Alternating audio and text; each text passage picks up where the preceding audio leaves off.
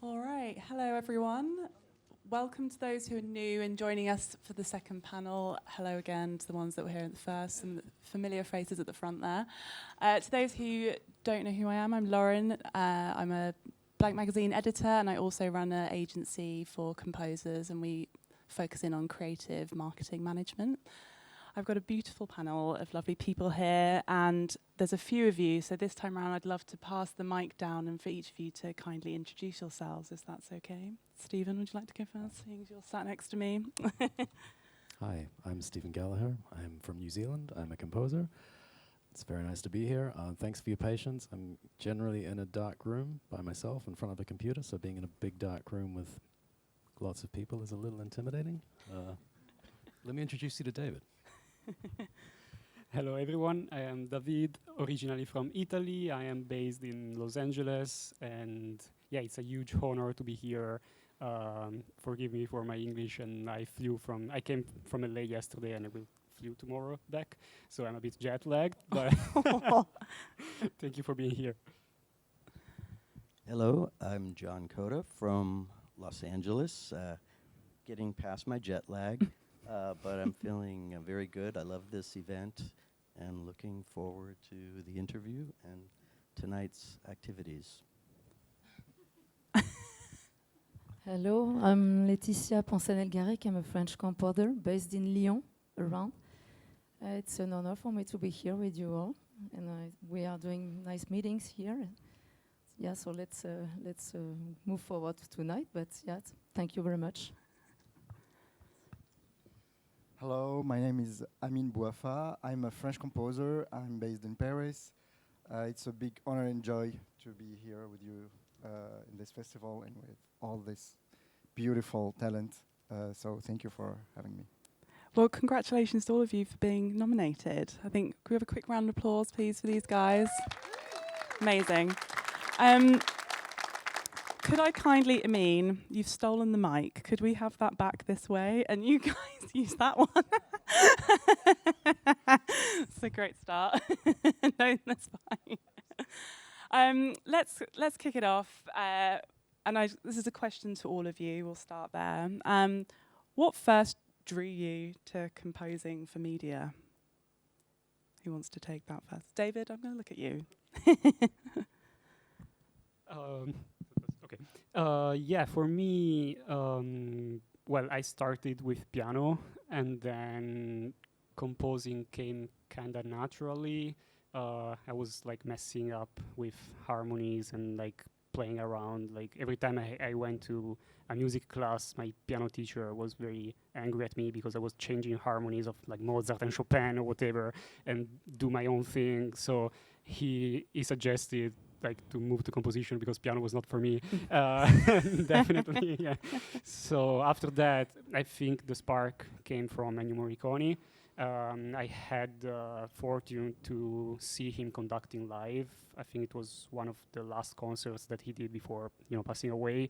And that day, I felt something, and I said, I want to do this for the rest of my life. Great, thank you so much. How about you, John?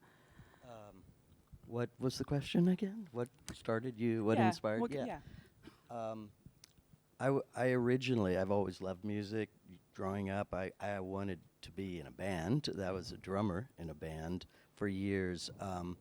And I was in college, I decided I really wanted to learn how to produce. In a lot of the bands, I was telling Stefan the other night, George Martin, the producer of the Beatles, knew orchestration and all that, and I thought that's something that I could bring to songwriting and producing. But then, as I realized in college, I'm a little older than people here, the transition from live music to computers just was at its beginning, and the light bulb went on, and I realized, wow, I can produce music in the box, in your own studio.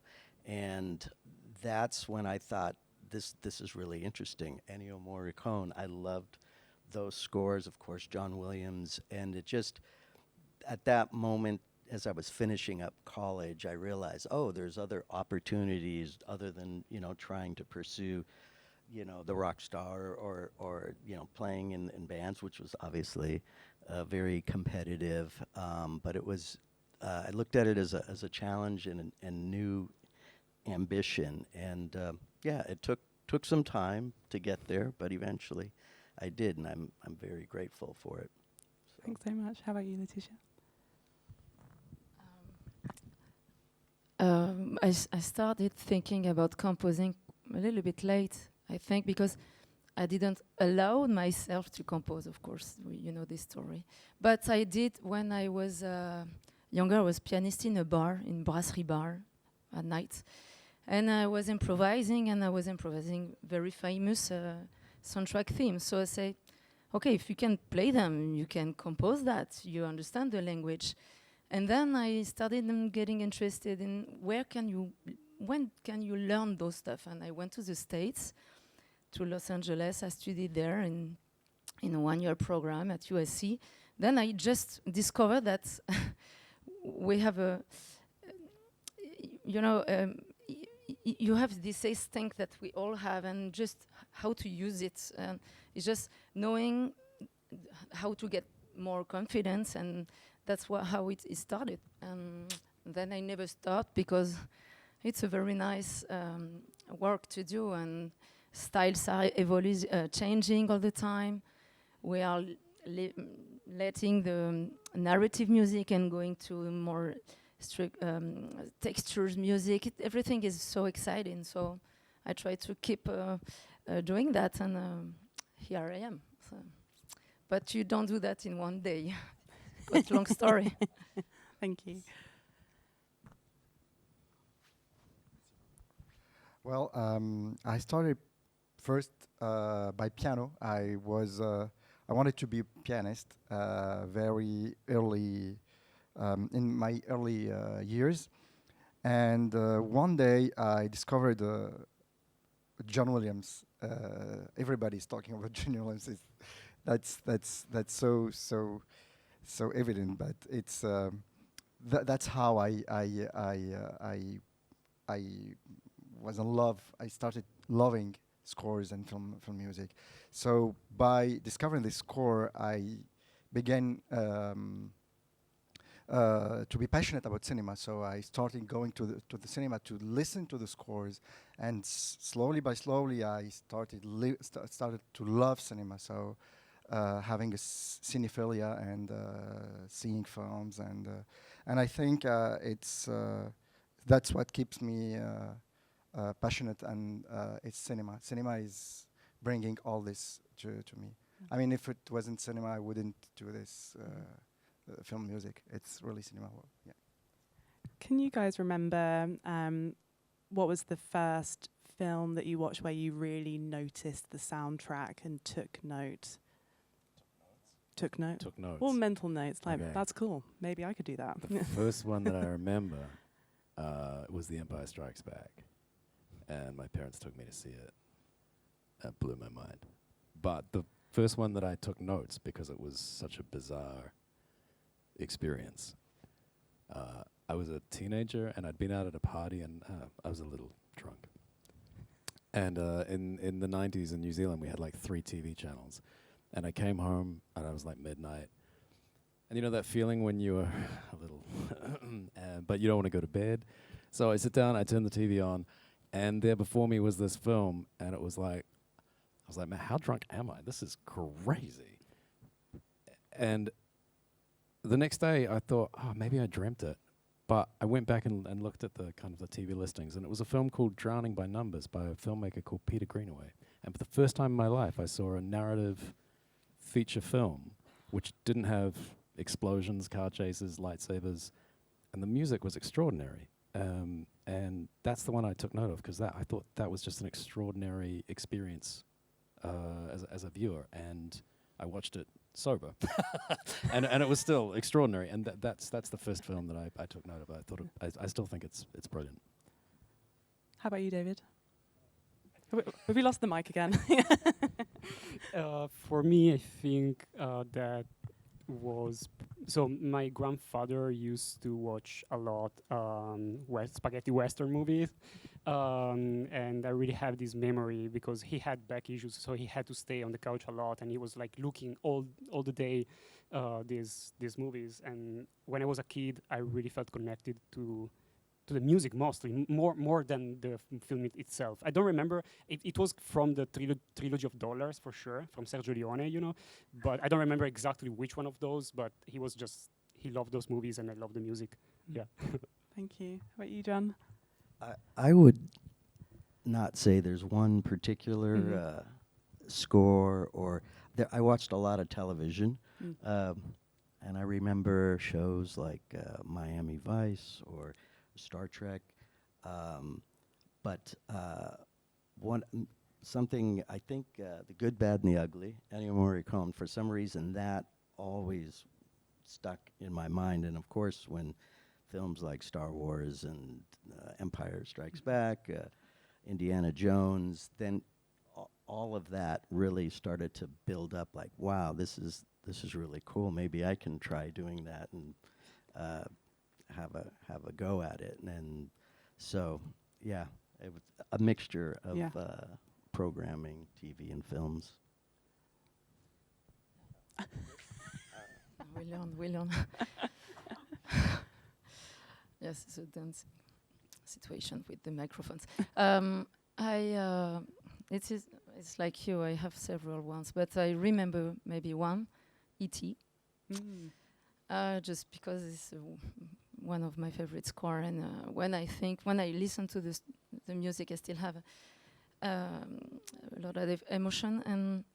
But one movie really touched me in the heart at the time was Le Grand Bleu by Luc Besson, because it was a score with a bass. It's a bass guy. He thinks the music by the low register, and you have those beautiful images of a sea, the quietness of the deepness of the ocean, and you score that with no orchestra. It's just a bass, some very nice sound. First sound that was creating with some synthesizers. So it was a shock for me, this score. I was born in Tunisia, and in front of my home there was a VHS video club, and when I was young I used to go there, and one day the guy gave me a movie, and it was The Schindler's List, and for me that was the first hit in my whole life, and it's called The Violin of Itzhak Perlman, and all what this score would bring to this film, the emotion path, all this, the last scene with I already have goosebumps when I talk about it. It's that's the score that would gave me the first impact, heart impact. Yeah. Beautiful. Thank you so much. You've all kindly supplied us with some clips for us to watch what you've been up to. Perhaps could we cue David's first, please?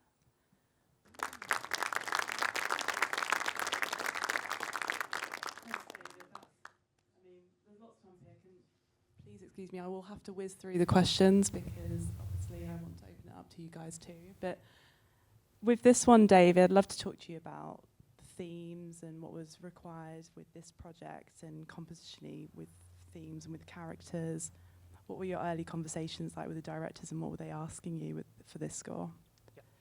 I chose this clip because I think it's the core of the whole film. There is a lot. Well, I'm sorry for the subtitles were cut, but even there is a lot of under dialogue music in this movie because it is a noir and not much action going on. It's all about dialogue and what they are saying to each other. And it was fun because in this movie there is no hero in the story. There is no good. Literally, there is no good person that is good in this movie. They are all villain. And also it finishes very badly. I don't think you will watch the movie, but I hope it's not a spoiler anyway. But it's one of the few movies where, I mean, they are all villains, but there is one character that is the villain, and he wins. He literally wins, you know. So there is no redemption. It's a very sad story, you know. So it was fun to dig into darkness, and the director wanted me to come up with a suite before they were going to on set. So I wrote a 10-minute suite featuring the main themes, and then he sent this suite to the cast, and he forced them to listen to the music every day before going on set, so that they could like get, you know, the mood of the music. And he also played the music on set, so it was very fun. And then afterwards, the editor. In the meantime, I was already writing variation of the themes, and then when they started editing, the editor could already like temp the film with like this kind of already original score, and then when I had the final cut, I could just like, you know, refine and like dig into like storytelling more. But yeah, in total there are 4 main themes. I think that was the question, actually. I'm sorry. No, I love tangents, so please do them. Could I ask you also about this score? Were there moments where either the director was pushing you, or actually you took a risk, you know, with what you were making, even emotionally? I'd love to hear about that, and what was your thinking? Yeah. Well, I think I took a risk in terms of the language I was using, because so I'm a very musical nerd, and I was studying a book at that time, like about the Neo-Riemannian theory, which basically means that you can change chords keeping one note in common. So there is no modulation. It's not tonal music because there is no tonality, but you're just moving between chords, keeping one note in common. And then I thought, that's fun. Let's expand it. What if I force myself to use one chord, move to another chord, and I cannot repeat any chord before I finish a certain series of chords, which is the same concept that they used for the 12-tone series, but with notes. I am using it with single, like with entire triads chords. So the entire score is written in that way. And that really helped shaping the tension, because there is, you never really, there is no fundamental, no root. So you can't rest. It's all like keep going, the momentum, you know. And the director really liked this idea. So when I wrote the suite at the beginning, I explained this theory like in a more like simple way, not using musical terms, but like, you know, the idea that I had, he really liked me, and he pushed me to try to do more. So yeah, it was a really great collaboration, I guess. Yeah. Thank you so much, David. Laetitia, I'd love to move on to you next. Could we cue Letitia's clip, please?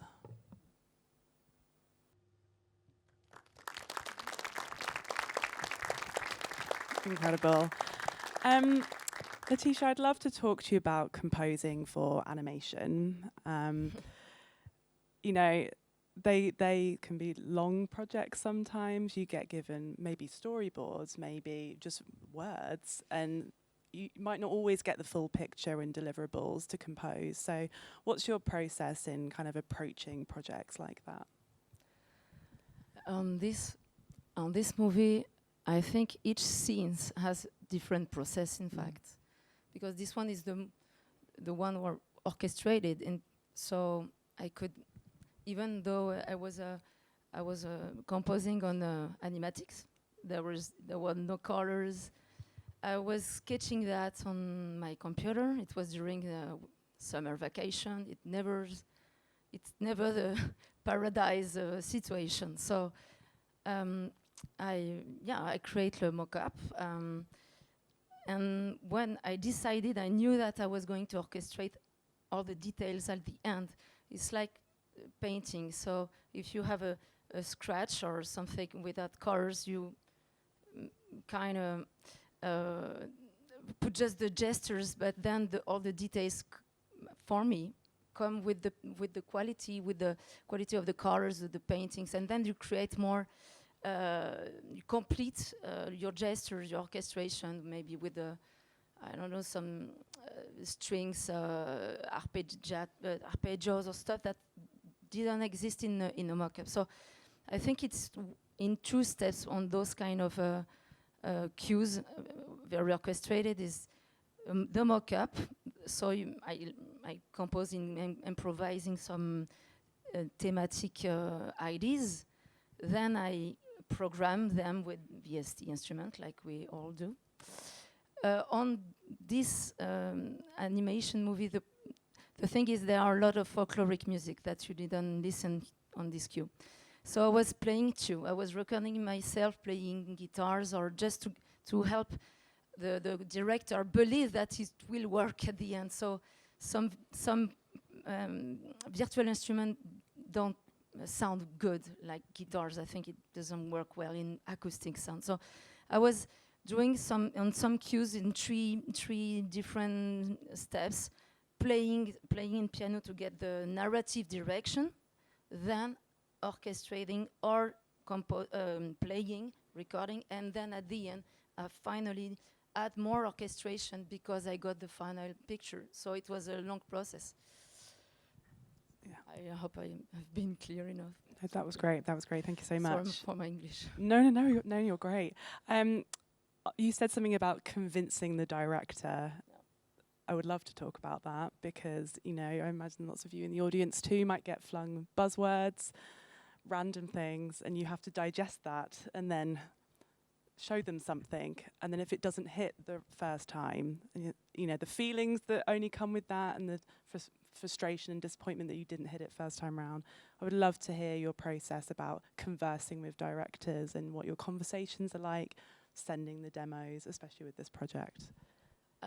In fact, it was kind of a pain on this particular film because making a programmation on mariachi music style is just impossible.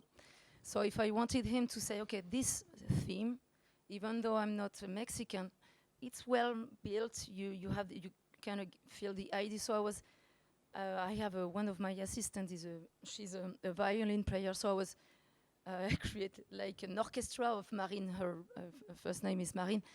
She was playing the theme and creating like a little band just in my studio with her, and I was playing the guitar with Hassan, my other assistant, was working from his own studio. So I was obliged to because on those specific style, it has to be like very close to the final mock-up. So at first it was very difficult because it's a long process to record while you compose, and I'm someone who come from a classical background, so I like to orchestrate music. And I was producing the music first. So, but at the end, I won time. It was nice because I didn't have to record that at the end because there was so many stuff to take care of on this score. Because I mixed orchestral cues with folkloric music, and you have a lot of ellipses. It's a very technical score, in fact.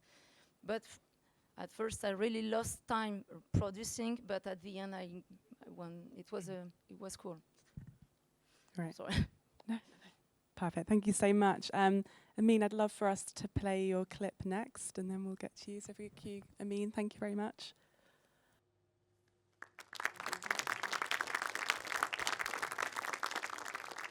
Congrats, Amine. That was a beautiful clip as well that you supplied there. I'd love to ask you about this score.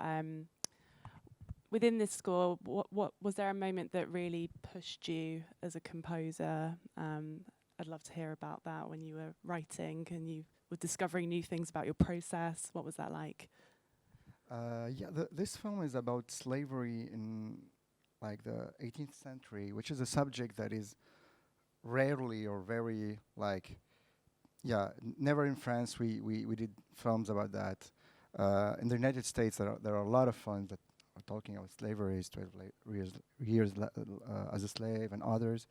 But in France, it was the first time. So there is this big responsibility of telling the story of those people, hidden stories, hidden secrets. So the idea was of writing a score that could carry on this emotional path and this, and in the same time sounds ancient and modern. So how to mix this feeling of period things with modern sounds. So we, and at the same time having this cultural background of those people that are coming from Africa to Mauritius Island to handle the cottons and the sugar plantation. So how can we bring the cultural dimension of the African cultural dimension without being folkloric and without going to stereotypes of having those big percussions or kora or whatever folkloric instruments. So that was the equation of that I got to resolve, how to bring those cultural elements being universal at the same time, and still being able to get the emotion of the characters and bring the emotion of the characters with the music. How important is it to you to do research? You know, so you're talking there about you were scoring for a particular period in time. It's a very sensitive period too. But what's your process in researching, you know, finding the right sounds for things? I'd love to hear about that. Yeah, thank you for the question. It's I think researching is the biggest part of the job, because the hardest part is starting a project. Where are we gonna start? Is it with I don't know, harmonic progression or motif or theme or our sound palette or colors? And I always like to think with colors first. With what am I gonna use to draw my music? Is it gonna be this and this and this color? And then thinking about the theme, because we don't write to a quartet, to a string orchestra, to big orchestra, that like we will gonna write for a guitar solo or to a cello or voices or to violin solo, wherever. So the color, the instrument, the instrumentation is always the beginning for me. Like I choose to work with this or that kind of. So for that, I do a lot of researches and I work with real musicians while I am writing. So I write my thematical material and my motifs, and then I work with musicians to bring them alive in the production process. So it's not writing, doing mock-ups, then recording at the end. It's always working with musicians through all the process, because I think that musicians are the how to say, the center of the music. The music without the musicians is nothing. So that's what brings life, heart to the music. And and I mean, composing for movies, it's about humility and generosity. So you need to be generous, giving things to someone else, which is a director, and at the same time listening to what he's gonna say. So being humble, and so the research part is a huge part of that generosity act. Being able to give the director lots of options and to convince him with which option, the best option for the film. So yeah. Great, thank you so much. I'd love to cue John's clip, please.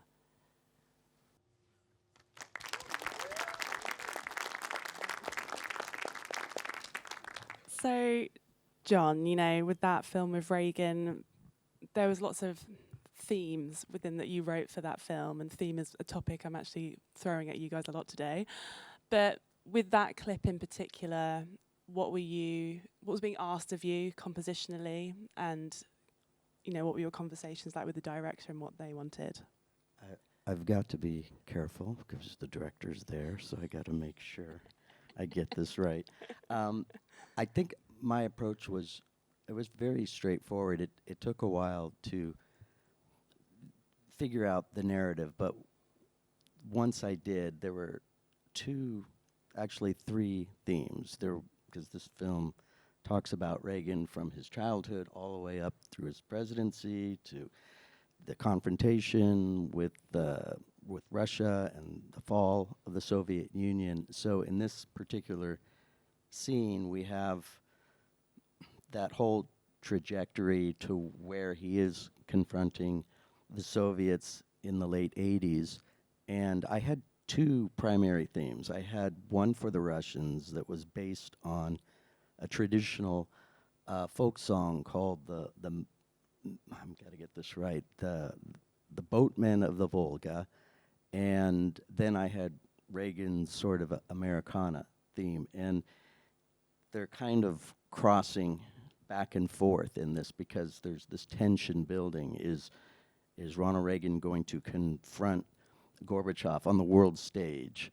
And so this was a kind of a long, this wasn't even the whole scene. There's probably another minute that precedes that.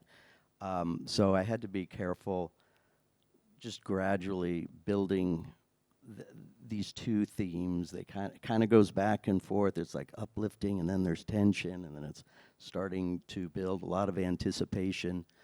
And finally, he says the words, and then historically, as we know, 9 months later, the fall happened, and you did have the collapse of the Soviet Union. So Sean, the director, he kind of let me run with it, and we had different approaches, like let's make it a little bigger, let's build the tension a little more, or let's bring it down here and there. But that was kind of, it was pretty straightforward.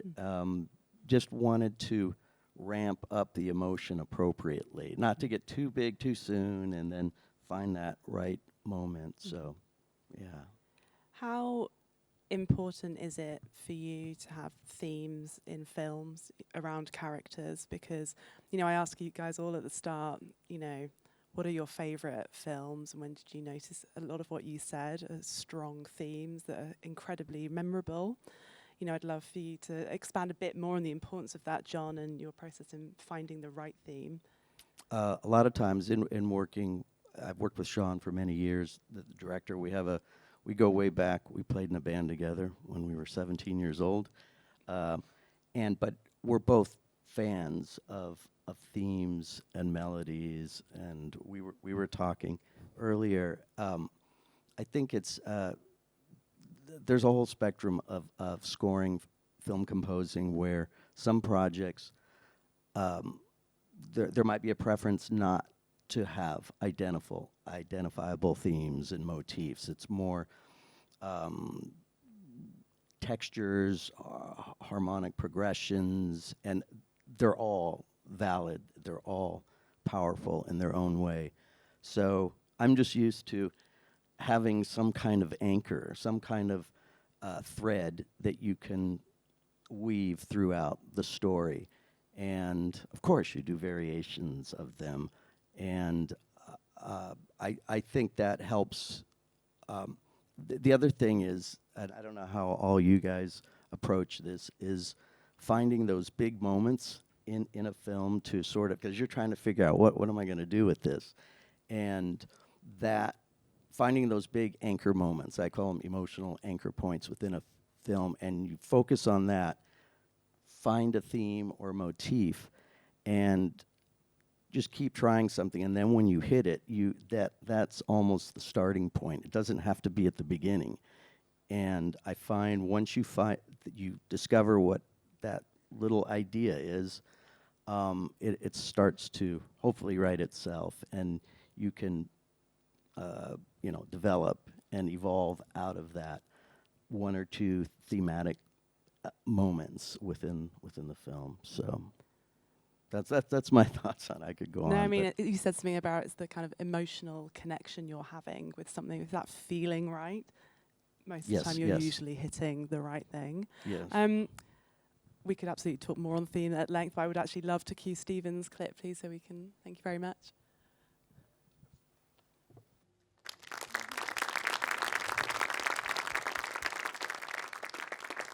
So, Stephen, Lord of the Rings, huge franchise. Taking on a project like this, you know, obviously Howard Shore, we all know the themes of Lord of the Rings, but how do you approach something like this and make it your own, and what was your process behind that? The first part of it was being terrified. But then also being really grateful, the fact that we're not starting from a blank page. We're working, and actually really the first step was working out what the director wanted his score to be. Because initially when we were given the script and some of the artwork, and we were told that it was going to be an anime, we didn't want to just naturally assume that the fabric of the music was going to be similar to what we found in the original trilogy or The Hobbit. So the first part was just working out what the music was going to be. Mm-hmm. And I mean, given the budget they were putting in front of us, we thought, oh, there's no way they want an orchestral score. It'll be, maybe we'll program some things. Maybe it'll be electronic. Maybe it'll be closer to something like Attack on Titan. Or, but over the discussion with Kamiyama-san, the director, it became clearer and clearer that his expectation and his desire was that the music would exist in a similar environment to the Lord of the Rings and the Hobbit trilogies. So then it's really about, how do we navigate that? We were able to use some of Howard's themes, which was amazing, a privilege. But at the same time, we didn't want to use them as a crutch. We wanted to, this is a very different story to the Lord of the Rings. It's told in a different medium. And my first job is serving the story that the director is trying to tell. But again, it was a massive privilege because we're dealing with a culture, the Rohan culture, that's sort of been well documented from The Two Towers, Return of the King. You know the tenets of the culture, you know the tenets of the sound of the culture. The culture as we see it on the screen in the story is at a different sort of epoch in its cultural evolution. It's a lot earlier than we see it in the Lord of the Rings, so the culture is in a different place. It's really, we knew a lot more going into it because once Kamiyama-san said he wanted the music to be in that kind of environment, it's like, okay, well, we know it's going to be a lot of music. It's going to be operatic in nature. It's going to be heavily thematic. And it was just really about trying to find a language that would be complementary. And one of the first things was, as we're talking about themes, was finding something that expressed characteristic of the main character, Hera, which is kind of, we called the headstrong theme. And she's a shield maiden in the kind of the lineage of shield maidens that we meet in The Two Towers. So I wanted to make a theme for her characteristic that was kind of like the same DNA as Eowyn, who's the shield maiden in The Two Towers and Return of the King. So I wanted their themes to somehow connect over time, like so that Hera's theme in this film is sort of like like an early DNA of Eowyn's theme. So it's kind of finding connections in the other films. And then exploring sort of the different instrumentations and different approaches to thematic creation that suits the story and the style of storytelling that Kamiyama-san had. For those who don't know, you're also a music editor. Yes. So, you have information on both sides of the coin. The dark side and the light side. How does that, how do you approach composition, knowing how they work, how you work as a music editor, and has things changed over time as you've done composition more? That's a really good question. I find that a little hard to answer, but I think I think in the early days when I started working on this, and I got my excellent friend Mark Wilshire involved. We're both music editors, and we were doing a lot of music editing on this film at the beginning because we had to build a temp score. I don't know, music editory, it's like a different part of your brain, and it just switches on naturally when you're sitting down in front of a scene. I think one thing it's taught me, music editorial, is kind of to be curious about how things, how do I say, like when you write a piece of music and you have worked really hard on it, and it's linearly synced up with the picture that you're working with. I think one of the things that it's taught me is to always be curious, to never sort of to investigate how things could shift and how things should, in a creative sense, always stay fluid, if that makes sense. So you never, there's always more possibilities. There's always things to try. Sorry, that's a really no, it was great. Terrible. You said creative curiosity, which is key to what you do. Yeah. Unfortunately, I think we've run out of time. I'm sorry, audience, I've let you down. I've promised you questions, but these guys are around. Please grab them and get them, and they'll answer you directly. But thank you so much, all of you. You were great. Thank you for answering my questions, and thank you also to you.